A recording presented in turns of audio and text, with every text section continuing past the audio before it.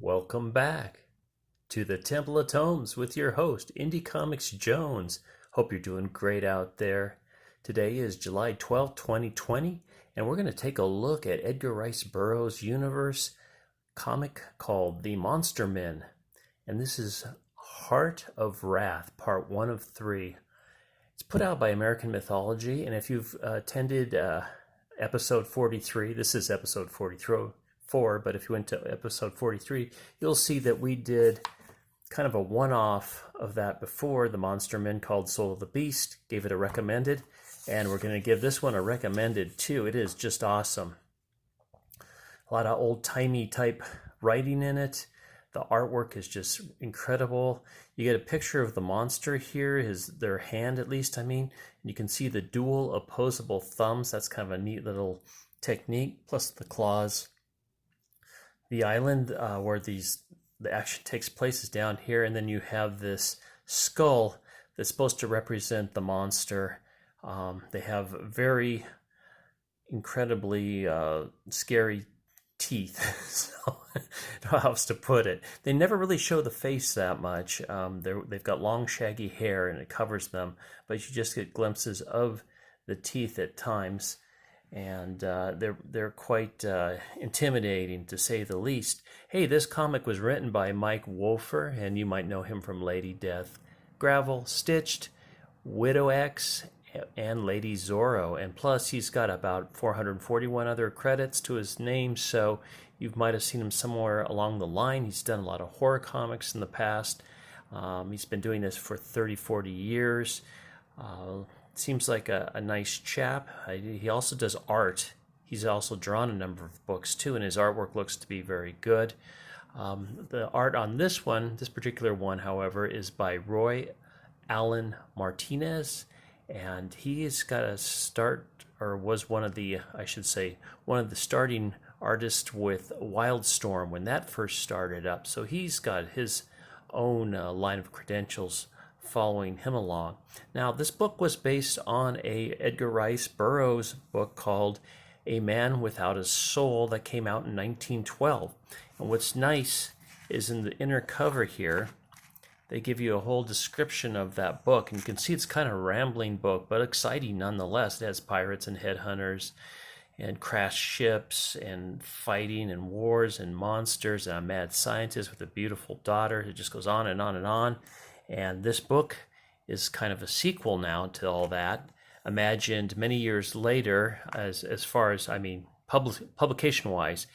It still takes place 13 months later after the original accounts of what happened back then, that rambling episode. So this is a little bit less rambling.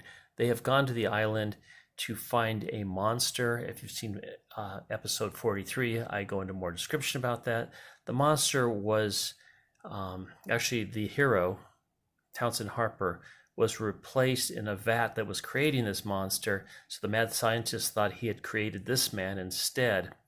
And Singh, who was their accomplice, was working for the mad scientist, switched him out because the mad scientist wanted the monster to marry Virginia, his daughter. So he didn't feel it was right. He wanted him with a normal guy, and this guy washed up on the shore, just happened to wash up on the shore of the island, and Singh put him in the vat.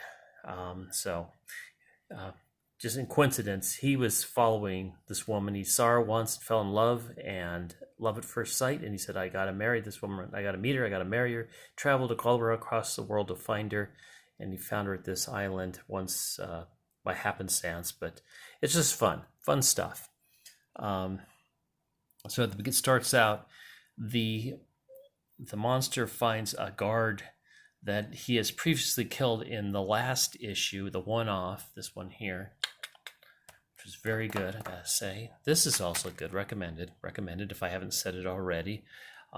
Great narrative, great dialogue. The artwork is very, very good. It's dark.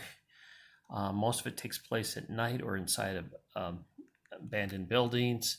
What we come to find in this episode, though, is there's another encampment on the island, and they are scheming to I can't remember what they're scheming for, but they're looking for something else that's on this island. Exactly. I'm sorry, drawing a blank at the moment. But here we show number 13, as he's called. He's eating the remains of the guard that he has killed, but he's can speak German and he can speak English as well. So it's kind of crazy. Turns out that they hole up in the old laboratory, and this took place in the first episode too.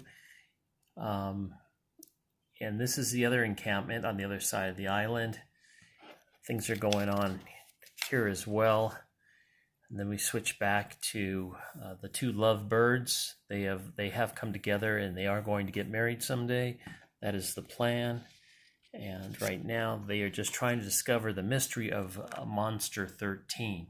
So there's a lot of good stuff, a lot of good art. The story moves along really nicely. They've got apparently some doctor that wants to take up the work of the previous mad scientist. He's looking for his secrets.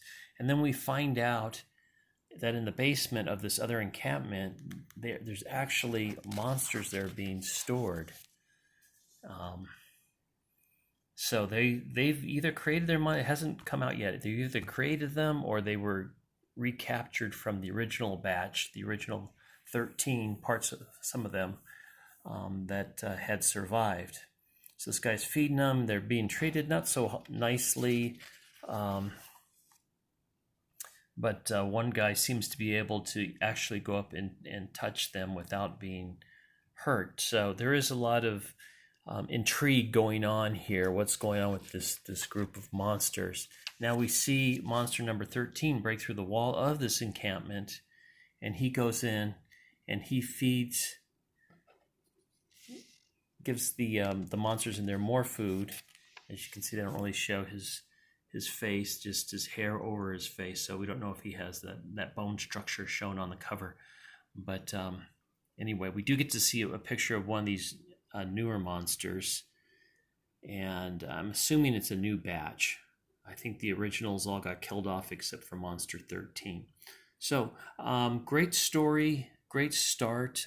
Didn't get in as far as I want, but it was a full 21 pages. Can't fault him on that. Plus, we get a little bit of a sneak preview of Zorro's story. It's Zorro, Galleon of the Undead is the name of this story. And what the story of Zorro's usually it was against the Spanish guard that had taken over. He was kind of like a Robin Hood type character, wore a mask and all, and had a secret identity. But what's interesting about the Zorro's takes now is he is actually going up against the supernatural, not just the Spanish guard that is there running Mexico at the time. So a lot of intrigue here. It was a good little story. I actually like this. I'm going to get this one if I can find it. It looks really good. And this just is upcoming from what I understand. So I'm hoping my store stocks it and I remember to get it. But there's a little bit of gore, little intrigue, and then there's a supernatural creature that shows up later. So just want to mention other things that are coming from American Mythology. And the reason I'm bringing this out is because I really enjoy what this company is putting out. Very strong. Some of them actually have been reprints of comics from the 70s. There was a Len Wein written comic that was very good, Carson of Venus story, and I cannot remember which side story it was, but it was really good. It was really, it might have been Pirates of Venus or something like that. I think that was the name of it. So I've read a couple of those, and they've been very good, very strong. Moonmaid, I have not read anything on Moonmaid, but she looks pretty interesting, to say the least. Okay, and Palkadar it's an inner Earth story. So they travel within the Earth. Another Edgar Rice Burroughs. So those are all Edgar, and The Land That Time Forgot, of course. all coming out. So a lot of stuff going on with American mythology. I think they don't ship too many comics. I mean, this one only shipped 1,000. It also was available with a variant cover and a hardcover for $10. So, and the hardcover was a limited edition of 350. They did the same with this as well, but I do not have shipping numbers on this. And these are kind of like the comics that we're kind of missing now, where most of them are like, hooray, I killed the monster, yay. This is kind of more mature in its approach, but it's also got a lot of more romance and adventure and imagination put into it. So very stirring, very strong. And I mean, I love that cover just popped for me. I had to get it. It's like, wow, if the story is as good as this cover, this is going to be good. Story doesn't go as far into it as this one does, but it does give you a nice start to the arc, and hopefully we'll have a good conclusion with it. So far it looks good, and like I said, Mike Wolfer has a lot of experience in the past writing horror comics. He's done like everything. I can't even think of that one. Hellraiser, I think he's worked on Hellraiser and some others too, besides the ones I mentioned, like Lady Death and Widow X. Last time I couldn't say widow for some reason, but widow. Okay, well, thank you very much for stopping by the Temple of Tomes. Once again, this is your host, and I'm glad you're here. This is Indie Comics Jones signing off. Take care of everybody. Be good to everybody. Sign up for a subscription if you haven't yet. Make comments, make likes. I'd love to hear from you, and I will respond to all. So take care for now. Bye-bye.